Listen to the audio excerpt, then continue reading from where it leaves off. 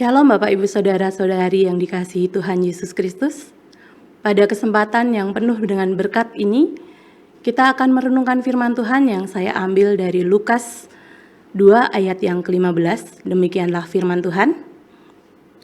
Setelah malaikat-malaikat itu meninggalkan mereka dan kembali ke surga, gembala-gembala itu berkata seorang kepada yang lain, "Marilah kita pergi ke Betlehem untuk melihat apa yang terjadi di sana, seperti yang diberitahukan Tuhan kepada kita."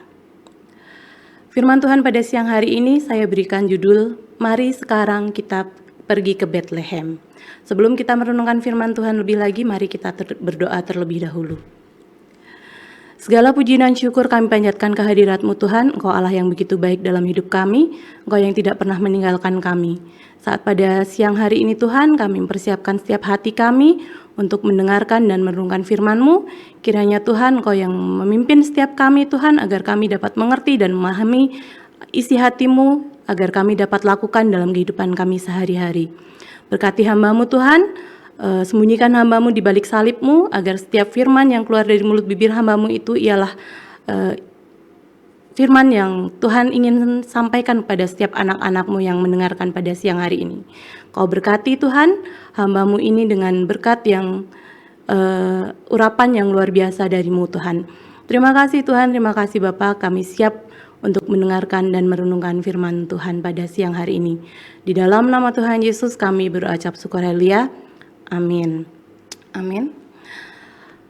Bapak, Ibu, Saudara-saudari yang dikasihi Tuhan, firman Tuhan pada siang hari ini yang tertulis di Lukas 2 ayat 15 mengajarkan kepada kita bahwa setelah gembala-gembala itu mendengar berita besar dari para malaikat Tuhan tentang kelahiran Yesus Kristus Juru Selamat, kabar ini bukan hanya sekedar berita biasa, tetapi berita yang mengubah seluruh kehidupan mereka.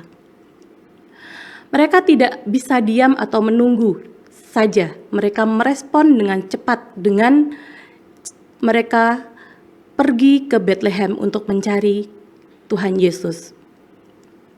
Para gembala mendengar kabar ini dengan hati yang penuh dengan iman. Mereka tidak hanya mendengar, tetapi mereka percaya bahwa apa yang mereka dengar, yang disampaikan oleh malaikat Tuhan merupakan sebuah kebenaran. Iman mereka mendorong mereka untuk mengambil tindakan nyata. Mereka tidak hanya duduk menunggu, tetapi bergegas pergi ke Betlehem untuk melihat dan mengalami sendiri apa yang telah diberitakan kepada mereka. Apa yang para gembala lakukan ini memiliki banyak makna bagi kita yang telah hidup jauh setelah peristiwa ini. Ada beberapa hal yang dapat kita pelajari. Ada 3 hal yang dapat kita pelajari, yaitu pertama, tanggapan yang cepat dan berani. Gembala-gembala menunjukkan kepada kita pentingnya untuk segera merespon panggilan. Tidak ada keraguan atau penundaan yang mereka lakukan. Mereka segera pergi ke Betlehem. Mereka mencari Yesus yang telah lahir, yang mereka dengar dari malaikat Tuhan. Mereka merespon panggilan Tuhan dengan cepat.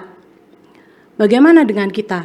Apakah kita juga akan merespon setiap panggilan yang Tuhan berikan kepada kita dengan cepat, seperti para malaikat yang memanggil para gembala untuk datang kepada Tuhan? Apakah kita rela meninggalkan kenyamanan kita untuk menerima panggilan Tuhan? Mari kita belajar dari para gembala tersebut untuk pergi merespon panggilan Tuhan dengan secepat mungkin. Dan yang kedua, kerendahan hati dalam mencari Tuhan.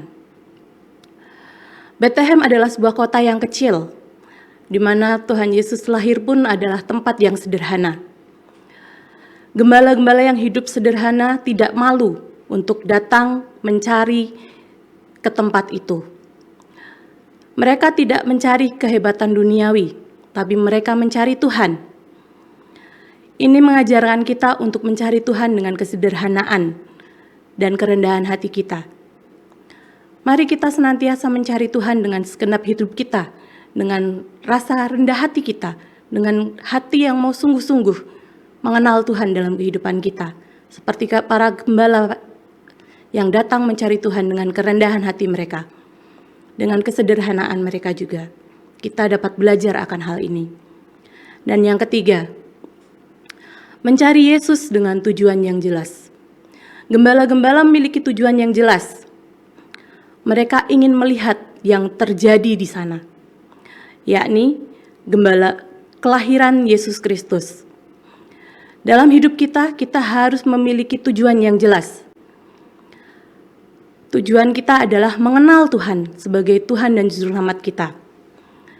Mengenal Tuhan lebih dalam lagi dalam kehidupan kita, agar kita mengalami kasih-Nya, mengalami kasih Tuhan dalam setiap kehidupan kita.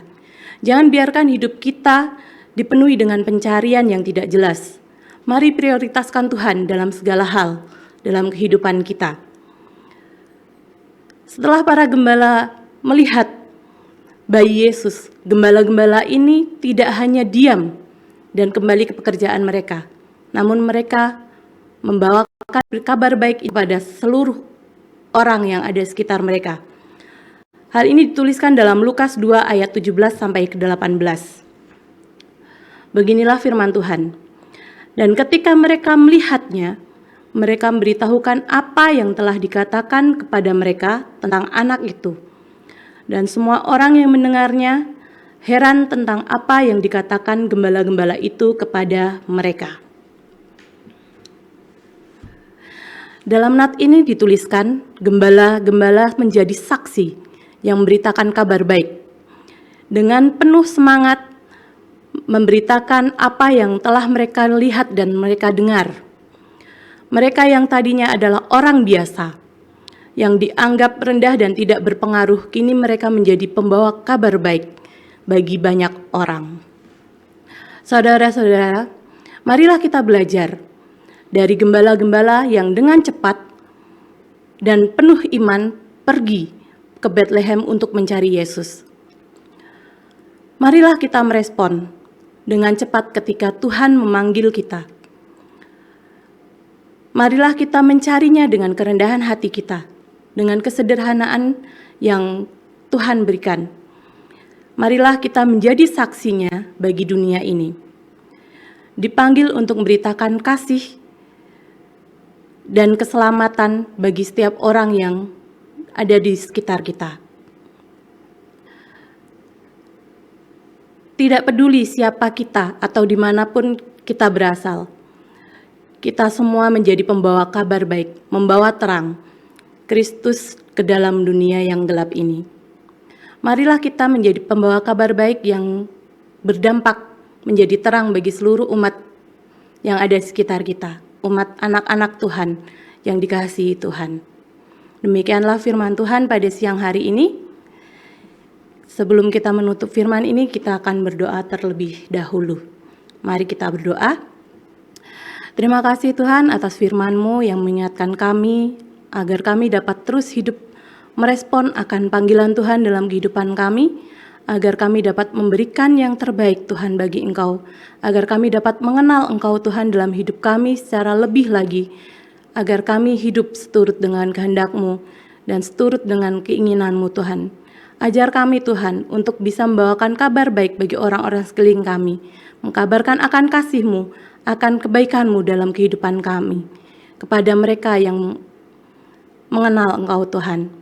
Terima kasih Tuhan untuk firman-Mu pada siang hari ini. Kau berkati setiap anak-anak-Mu yang mendengarkan firman ini Tuhan. Yang sakit Tuhan sembuhkan, yang memiliki pergumulan Tuhan Engkau yang mengangkat setiap pergumulan mereka. Kau bukakan jalan bagi setiap persoalan yang mereka hadapi Tuhan, agar mereka dapat mengalami pencerahan dan pertolongan yang Tuhan berikan dalam kehidupan mereka. Kami percaya Tuhan, pertolongan dan penyertaan Tuhan senantiasa ada bagi mereka. Dalam nama Tuhan Yesus, kami berdoa dan mengucap syukur. Haleluya. Amin.